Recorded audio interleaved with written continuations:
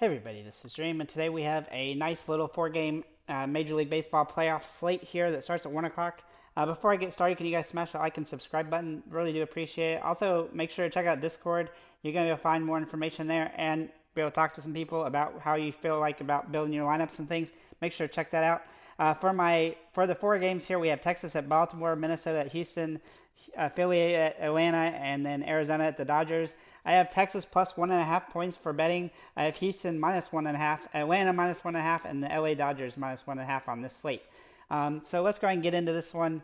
We're going to start with our pitchers here. Now, my top pitcher is Strider. Now, he is borderline a core play. I have him listed here just to make sure I talk about him. He's been extremely good for Philly against Philly this season, averaging 30 fantasy points a game in 4 starts. He's got great upside in this matchup. He's obviously high risk, high reward because of his price, but he is capable of a big game here.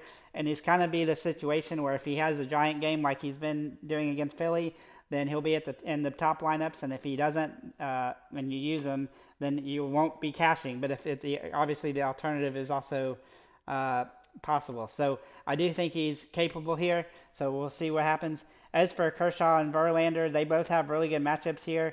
I do like both of them as kind of secondary options, though they are a little bit expensive. You could even do a lineup with just both of these guys, and that would definitely feel good. Both of them have some good potential in this series, and they're two of the better pitchers on the slate. I also like Kyle Bradish a little bit for Baltimore against Texas, though this is high risk, high reward, but he's nice and cheap, and he pairs well with Strider if you want to go that route. He's also been pretty good. He's been one of the best pitchers over the last 10 games that he's played with it. He's actually number one in fantasy points per game over the last 10 at 22.5. He's also only given up 2 earned runs in that stretch. So that will be a good opportunity here. So I think he's a viable option. As such, I think the pitching is kind of rough. Outside of that, Dunning and Suarez are definitely in pretty rough situations. And so is Merrill Kelly. Ober is kind of interesting, but I do like Houston a lot, and so I think that that's going to be a tough pill to swallow there. Moving into our bats here, we're going to start with our catchers, and so we have some guys that I like quite a bit at this position, in fact. But the top guy is going to be Yanir Diaz. Here, hang on one second. I'm sorry about that. Yanir Diaz is going to be my top play. He's probably a core play. He is a core play for me. Houston's got a great matchup here. I think they're going to have home run potential. The reality is Ober is also one of the worst against home runs over the last 10 games he's pitched, and he's one of the lowest in the fantasy points per game against over the last 10 as well. Only Dunning is worse, and I think Houston's going to have a huge opportunity to have a big game here. I also like Will Smith in this one, though he has been pretty inconsistent recently. He had a couple of really good games, and so he's definitely a viable option here. And then we'll also look at Mitch Garver for Texas. He draws some really good potential in this game. He's also hitting some home runs recently, which definitely helps. He's got nice upside and a nice plus matchup here as well. Though it is tough against Bradish, but Bradish is somebody that I think you can have a couple guys against. Excuse me. JT Realmuto also has some utility today as well, though he's got a tough matchup against Strider. Being at first base, we'll start with Freddie Freeman, who's obviously got huge upside. He hasn't hit the ball as well recently as he was earlier a few weeks ago, but he's still hitting over 300, and he definitely draws great potential here. Matt Olson has been on a home run thrush for a while, and I look for him to continue trying to hit home runs, and he's definitely going to have a great matchup here against Suarez, who's given up some home runs this season. I also like Bryce Harper for Philly, but he's high risk, high reward, but he has a good opportunity here against Strider. He's also averaged 10 fantasy points a game against Atlanta this season. Obviously, those are the three most expensive guys at the position. Some guys I like, a cheap option is Solano, who has some utility. He's hitting the ball decently well recently. The fantasy points aren't great, and his home run potential are pretty low, but he is capable of a solid game here, and so I think he's kind of a contrarian one-off play for Minnesota if you wanted to utilize him there. Moving to second base here, Solano can obviously also play here.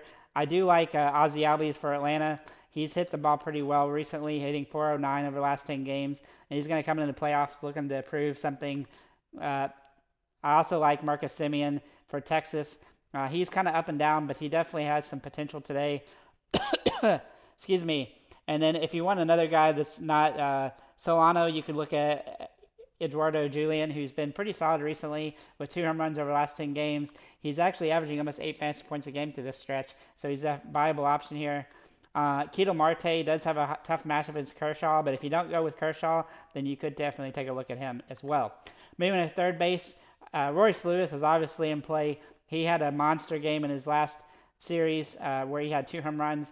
I don't actually expect that. That's why his price has shot up like a rocket, but he is a viable option today. Jorge Polanco can also play at third base, which is definitely some utility here, but he's kind of been robust right now. And I do like him, but he definitely draws some potential, as he definitely does draw some potential here. Um, Josh Jung is in play as well as Austin Riley. There's really not a lot of value at this position beyond Boom, but he definitely has a tough matchup against Strider. But he's fared pretty well recently against Atlanta, so he is definitely in play, but he's high risk, high reward in that situation. Moving to shortstop, we're definitely going to find some guys that we can definitely utilize here. If Ahmad Rosario does draw the start, he'll be somebody to utilize. He's hitting the ball very well lately, and he's got a very good matchup here. I also like Jeremy Pena for Houston. He's hit the ball pretty decent recently. He does have some stolen base and home run potential, but it's a little bit low. But in this matchup, it definitely gets a little bit of a boost. And Corey Seager, obviously the most expensive option at this position, has absolutely been great throughout the year. Though he has been a little bit slow lately, he seems like he's in a great spot here to have a great, really solid game, and he definitely draws some good potential here. So moving the outfielders, sorry, I forgot about Bregman at third base because I didn't have him on the list there. He is a guy that I have home run opportunity here. He's actually hit the ball pretty well against Minnesota in 6 games with 3 or 4 average. I do want him to hit a home run though, but he's actually underpriced today, so that gives him some utility. Moving the outfielders, we got a lot of guys to look at, so I'm going to just break it down team to team. Um, uh, Evan Carter and Garcia are both in play for Texas, and they're actually a little bit underpriced. I was really close to putting Garcia as a core play, though I do like Bradish for Baltimore a little bit, so that was the reason I didn't. As for Baltimore, I really like Santander, as he has really good home run metrics for this game. He has been inconsistent, and he does sometimes strike out a lot, but he is definitely capable. As for Minnesota, if you're going to go with anybody, then go with Kepler, as he definitely draws the best matchup metrics here for this game. There's not much else to like on the team. Maybe Wallner a little bit, but if he does draw the start, but he's pretty unlikely to play. Alvarez and McCormick are my favorite 2 plays for Houston, and McCormick's a little bit underpriced here, though he's been inconsistent lately. He definitely draws really good metrics for this game. As for Philadelphia, I'm kind of avoiding them since they, Schwarber is a home run or bust kind of guy, and Strider is a home run or bust kind of pitcher. So I'm kind of avoiding Philly in the outfield at least, but Schwarber would have the most upside there. As for Atlanta, obviously Ronald Acuna has a huge play today, as he's going to have all sorts of fantasy upside, though he's very expensive. Ozuna has been hitting the ball extremely well lately too. We always like to use him when he's hitting home runs, and right now he's hitting them, and so he's a great play at an underpriced price. Michael Harris also has really good potential. He also seems to play very well in the spotlight, and that's definitely going to be the playoffs, which he's going to have some interesting upside here. Moving into Arizona, Tommy Pham is my favorite play from the team in the outfield outside of Corbin Carroll. He's been inconsistent. He's a home run or bust guy, but he's definitely capable. Corbin Carroll, obviously a great option as well. He's hitting the ball very well lately, but he is very expensive. But he's a good contrarian play off of Acuna. And then for the Dodgers, finally, Mookie Betts has been inconsistent recently. I'm still waiting for him to have a really good game to really get back into the fantasy aspect. His price is very high, so it makes him hard to roster. And then JD Martinez is also in play. He's been hitting the ball pretty good recently, and he's had 4 home runs over the last 10, and he's definitely somebody I like a lot on this slate. So with that said, guys, thank you for liking, commenting, subscribing. If you have any comments or questions, feel free to leave them below, and have a nice day, guys.